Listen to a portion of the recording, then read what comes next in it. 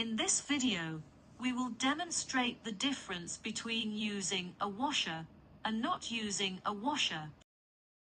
First, place a metal blank into the A mold. Then, place a piece of blank paper. Finally, place a mylar film on top and press down.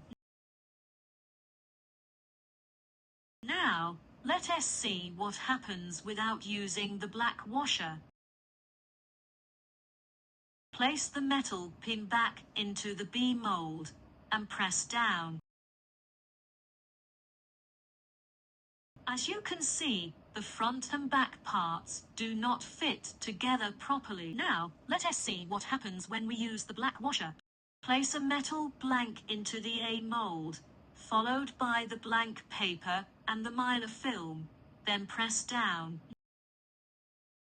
Next, place the black washer into the B mold, then insert the metal pin back and press down. This time, the button is assembled successfully.